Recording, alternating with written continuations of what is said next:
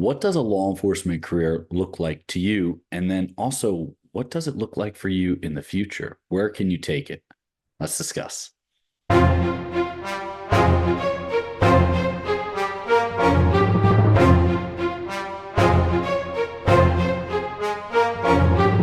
Hey, before we get started, we have those two gifts in the description for you. One is the Getting Started workshop. It's going to walk you through every phase of the hiring process. Some phases might not even be in your hiring process, but there's some hidden bonuses in there as well. So you'll go in as best prepared. Now, if you really want to get into detail about you specifically, sign up for our free coaching call. We'll go over, we have some extended hours down there for you as well, and we'll cover everything we need to about you and your specific hiring process, more specific, more detailed, and is tailored directly to you. What does the police, what does a police career look like?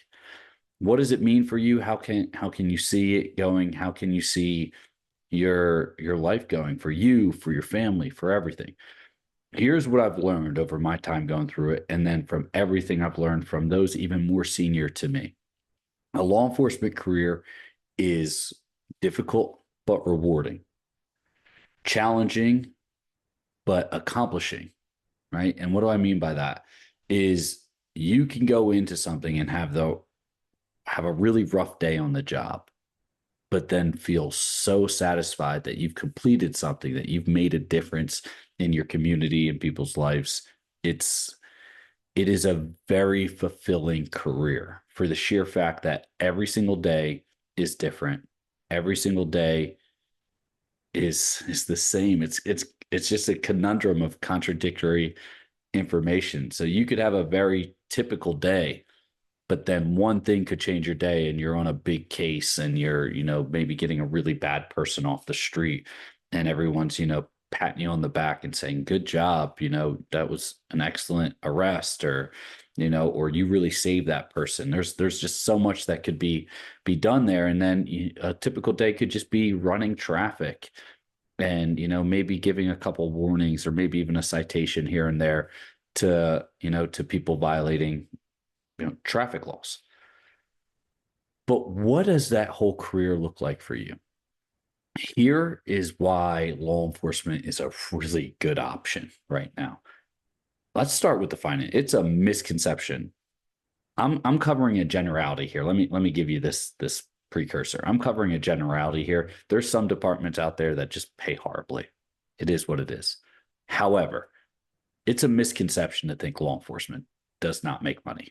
It's a misconception. I've said it before.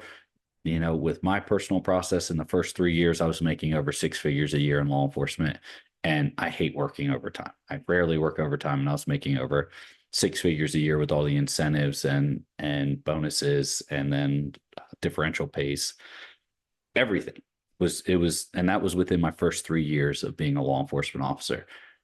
That's that, and then you get into the pension of it, right? The benefits, your entire compensation package, right? So your compensation package, most people just look at their salary.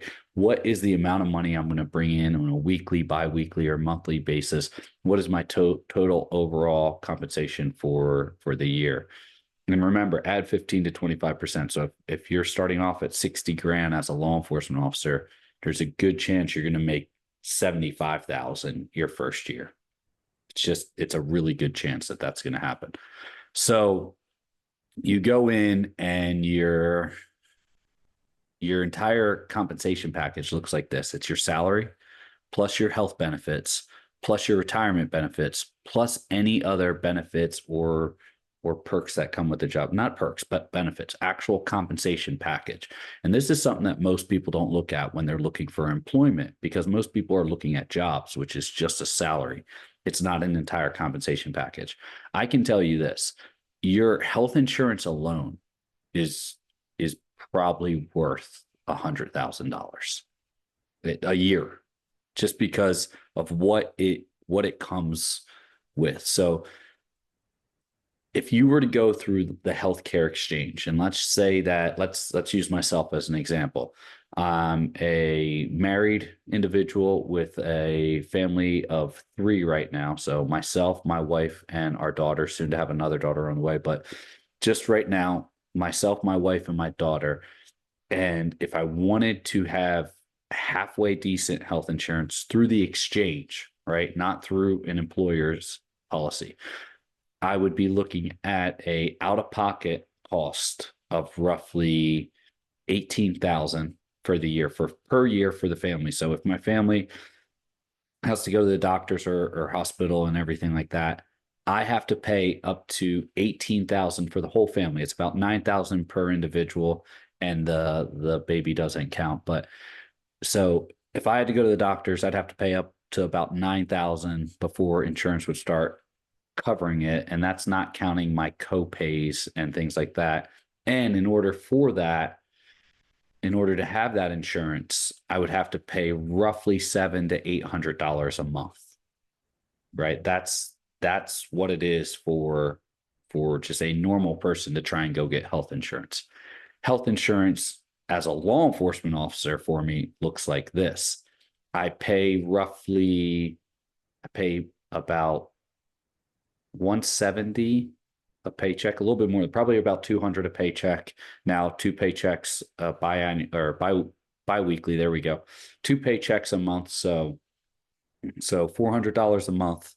My deductible for my entire family plan is $1,200 for everyone. That's everyone. It's about $600 a person for me and my wife. So my insurance covers everything after $600 into the excuse me, into the plan we do. I have a 80/20.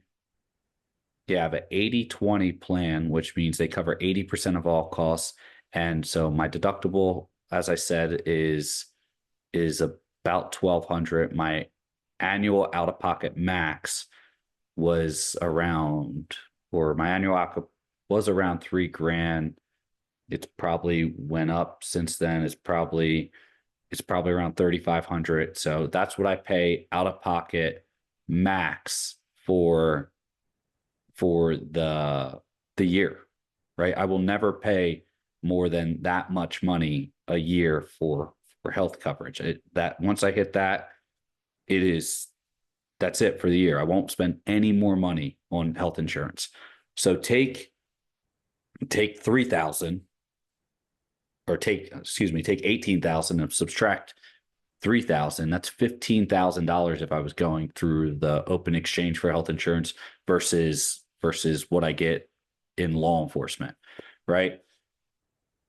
That's $15,000 savings right there, right? And when you're having children, and or you need to or you have kids and they need to go to the doctors all the time, if they're sick or anything like that, you wind up spending that money. So right off the bat, add another $15,000 to, let's use that $60,000 a year salary. So let's add the 25% that gets you up to 75,000. Let's add another 15,000 for the money you're saving in health insurance. Now you're up to 90,000 your first year, right? 90,000 worth of compensation package. Now let's go into your sick time, right? You're probably going to get roughly 2 weeks of paid sick and roughly 2 weeks of paid vacation, right? Paid time off. So, or annual leave. So that's another month's salary right there. That doesn't hurt you. Let's add that into it. So if if you were to not have this and you were to take time off, you'd lose money from your salary. So let's add what that would be to it. And that's, I don't want to do the math, for $60,000 and then break it down what a month would be 5 grand, right? So add another 5 grand. So that puts you at 95K your first year worth of salary and benefits. I mean, it just starts adding up. That's the financial side of it with your entire compensation package. And then your shift. Let's get into your shift schedule. If you're working a Panama shift, you have 1 week where you work 5 days a week, and then the next week where you work 2 days a week. And that's it. If you wanted to take 7 days off, you could take off 2 days during your short week, have 7 days off. And then guess what? If you were to take 2 days off on your long week, say you were to take Monday, Tuesday off on your long week and 2 days off on your short week, that gives you 7, 8, 9, 10, 11 days off straight. So you can use 4 days of annual leave and get half a month off. Right off the bat. That's another benefit that goes into it. There's so much that goes into your law enforcement that's one concept. But let's talk about your advancement opportunities. So there's programs out there that once you become a law enforcement officer, you can go to college for free.